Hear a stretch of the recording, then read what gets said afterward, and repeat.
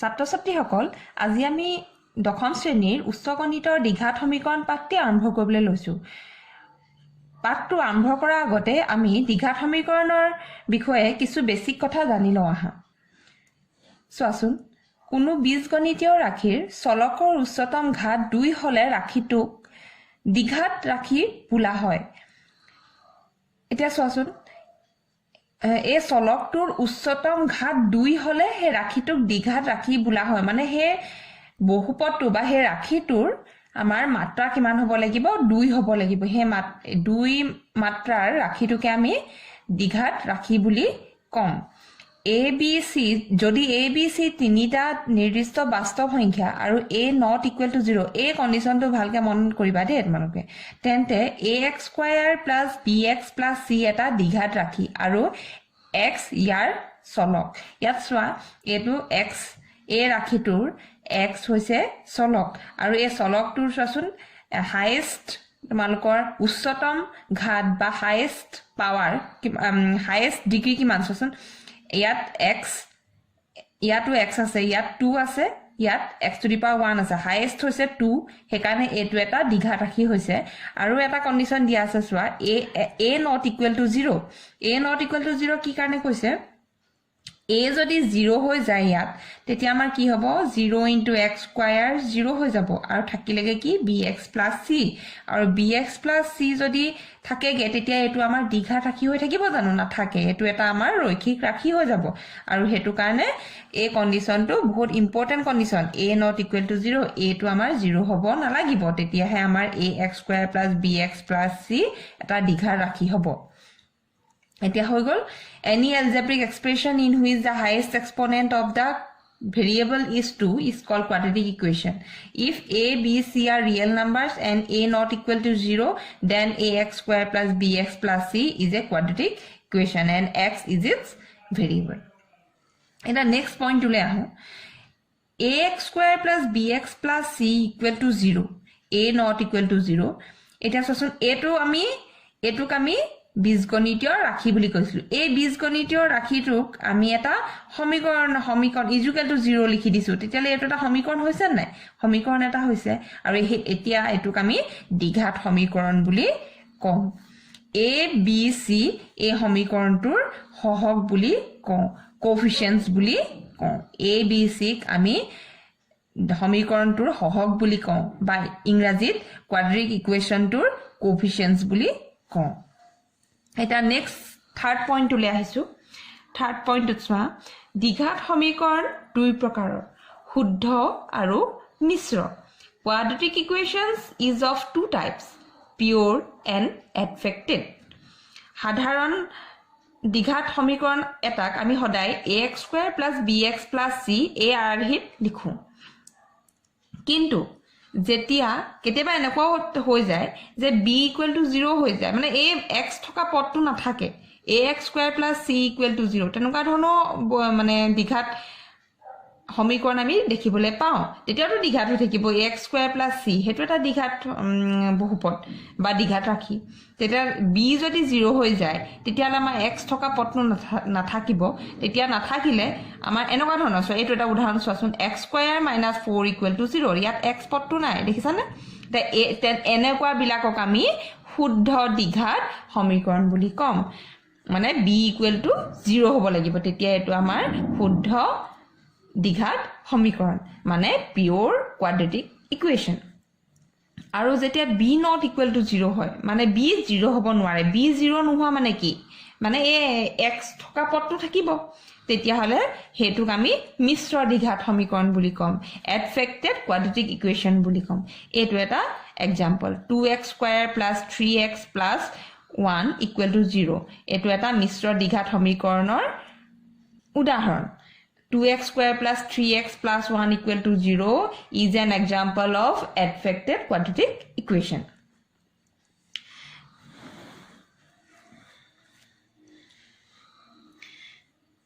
এটা দ্বিঘাত এতিয়া 4 নম্বৰ পইণ্টলৈ আহিছোঁ এটা দ্বিঘাত সমীকৰণৰ চলকৰ যি মানৰ বাবে সমীকৰণটোৰ সিদ্ধ হয় তাক সমীকৰণটোৰ মূল বোলা হয় আমি তলৰ নিম্ন শ্ৰেণীত আমি এটা সমীকৰণৰ মূল কেনেকৈ উলিয়ায় বা মূল কাক কয় সেই বিষয়ে আমি ভালকে পঢ়ি আহিছোঁ কিন্তু এতিয়া আমি ইয়াত দ্বিঘাত সমীকৰণত মূল কাক কয় একে ধৰণে একেটা সংখ্যাই একেটা হেৰিয়ে হয় যে এটা দ্বিঘাত সমীকৰণৰ চলকৰ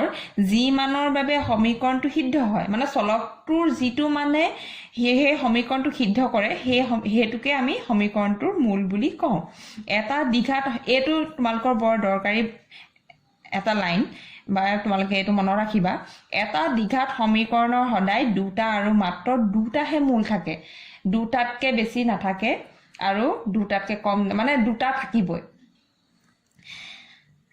the value of the variable of quadratic equation for which it satisfies the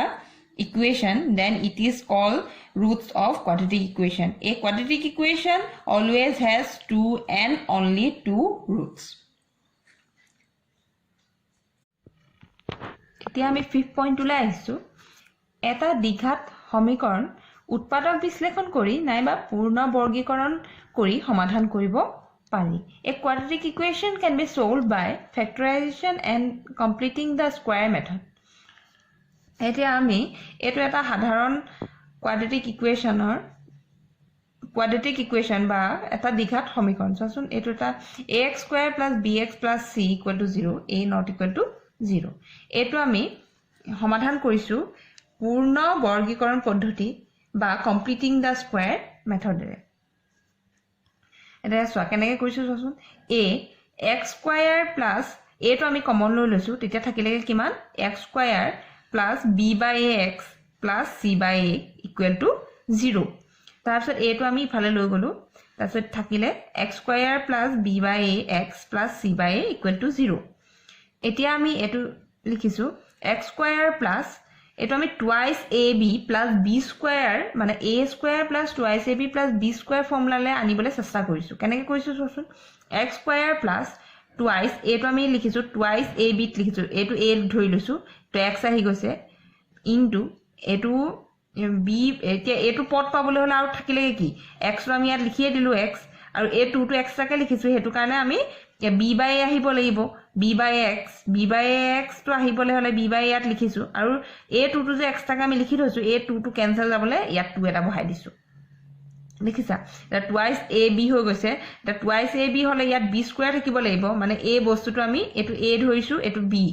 এটা b by 2a whole square লিখিছো ইয়াত আৰু a b by 2a whole square টো আমি এক্সট্ৰাকে নিজে লিখিছো কাৰণে ব্যালেন্স কৰিবলৈ আমি ইয়াত আকৌ মাইনাস কৰি দিছো minus b by 2a whole square তাৰপিছত ইয়াত a ওপৰৰ স্টেপত c by a আছিল এটো plus c by a equal to 0 লিখিছো এতিয়া নেক্সট ইয়াত আমি a plus b হোল স্কয়াৰত আমি এই ফৰ্মুলাটো ব্যৱহাৰ কৰি ইয়াত লিখি দিছো মানে x plus b by 2a whole square লিখিছো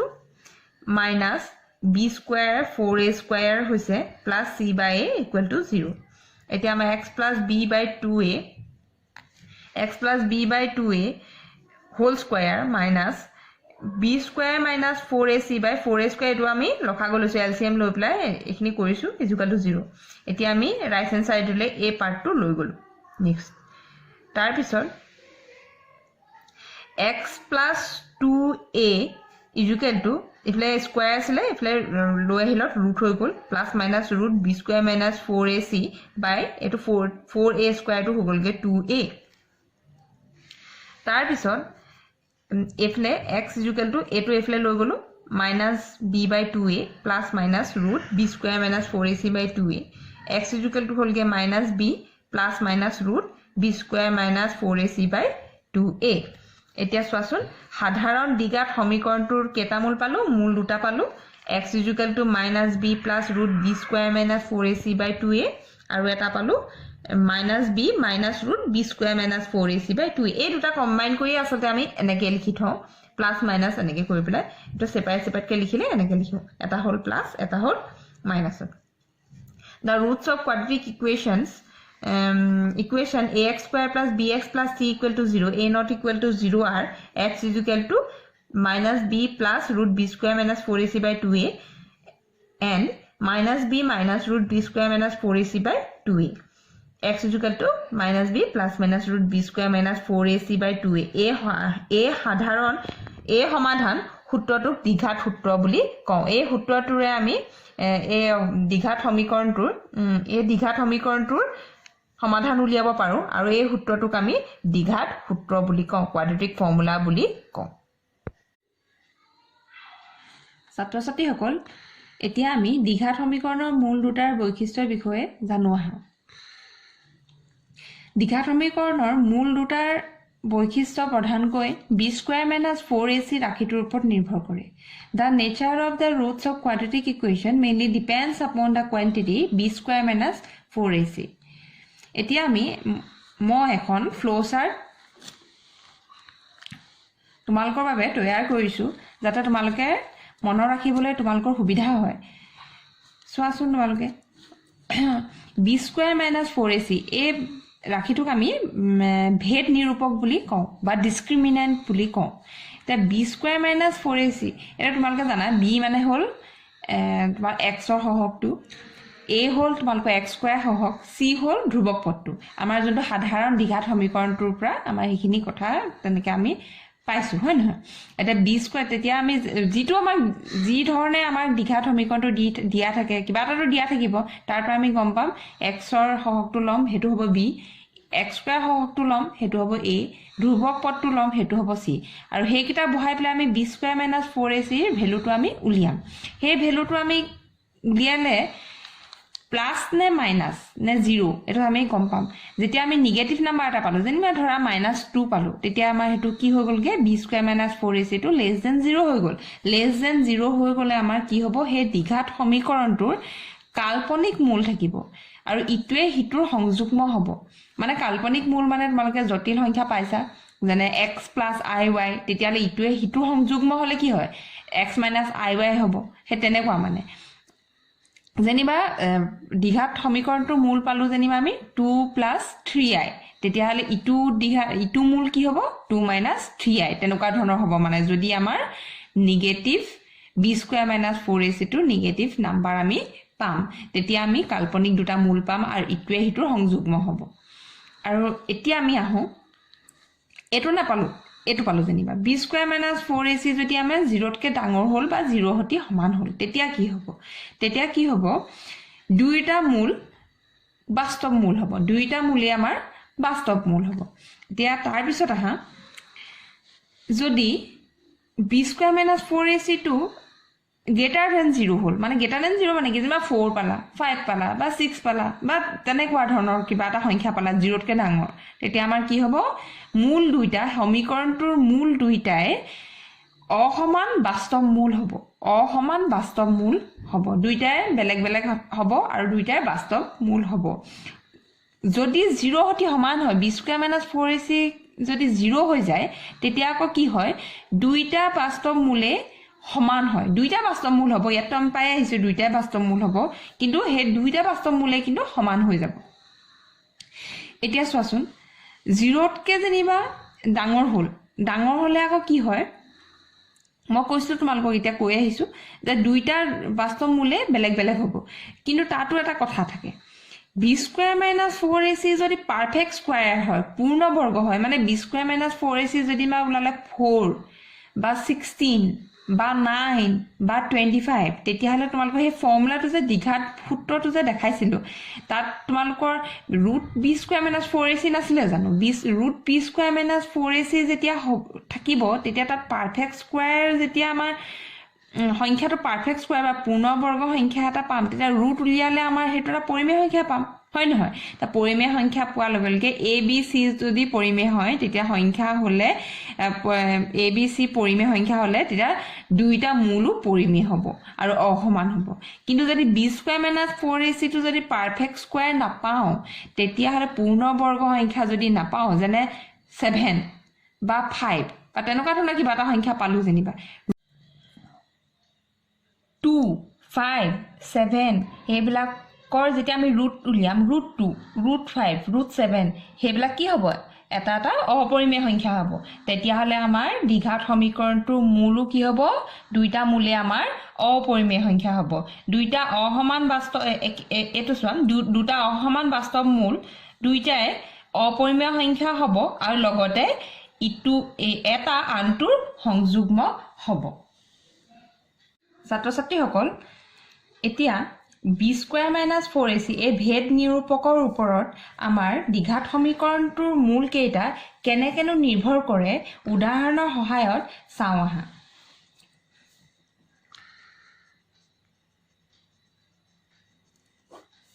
এক নম্বৰ উদাহৰণটো লৈছো মই x² - 5x + 6 = 0 এটা চোৱা ইয়াত কি হ'ল a ইকুৱেলটো কিমান হৈছে 1 b ইকুৱেলটো কিমান -5 c ইকুৱেলটো 6 তেতিয়াহ'লে আমি ইয়াত উলিয়াম b² - 4ac ইকুৱেলটো এটা উলিয়াম b² হ'বগে -5²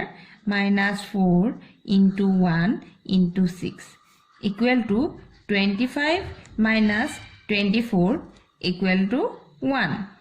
এই 1 টো এটা কি হৈছে 0 তকৈ ডাঙৰ > 0 এটাকে কি হ'ব এতিয়া আমাৰ দুইটা মূল কিমান কি হ'ব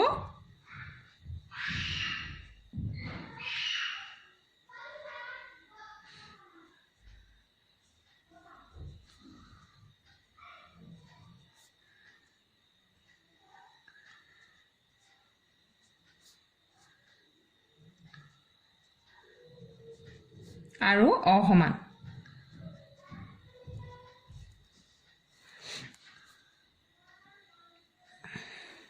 এতিয়া আমি চাওঁ কেনেকৈ হৈছে দুইটা মূল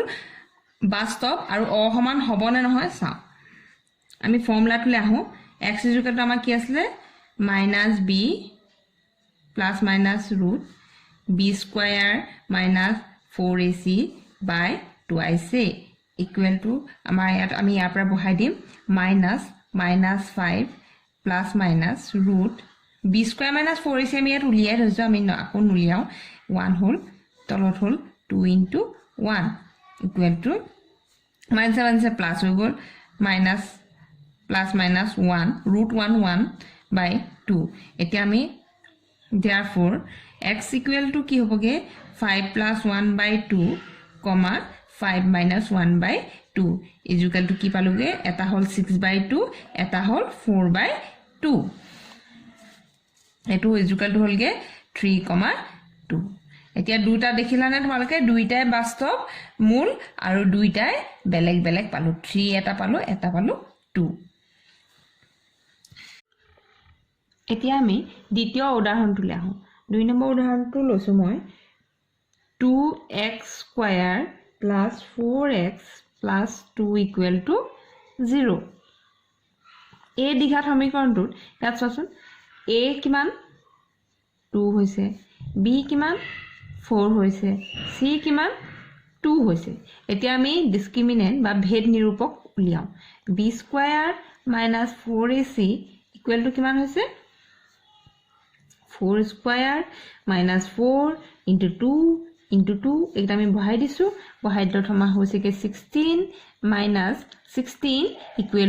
0 এটা 0 হলে আমাৰ কি বুলি কৈছিলো দুইটা মূলে বাস্তৱ হ'ব আৰু দুইটা মূল সমান হ'ব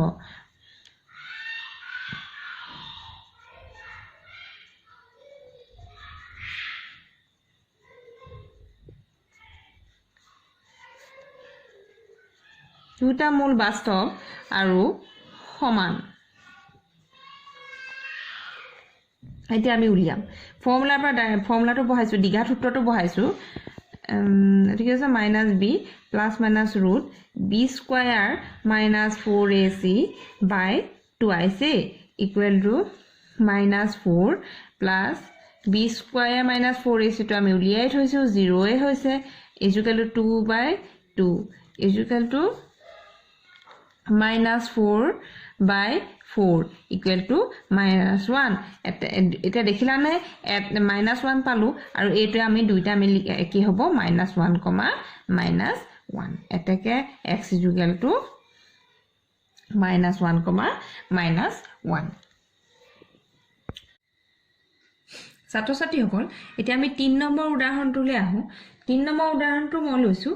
x square minus 14x plus 29 equal to 0 ইয়াত সসত ইয়াত a কিমান আছে x square সহ কিমান 1 আৰু b হৈছে minus 14 c হৈছে 29 তেতিয়াহলে আমি ইয়াত ভেদ নিৰূপক উলিয়াম b square minus 4ac equal to কিমান ওলাছে minus 14 whole square minus 4 into 1 into 29 equal to 14 or square কিমান হ'ব 196 আৰু এটো 4 into 29 4 into 1 into 29 হয়গে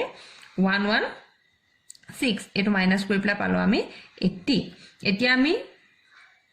এটো কি হৈছে গ্ৰেটাৰ দেন 0 এটাকে মূল দুটা বাস্তৱ আৰু অসমান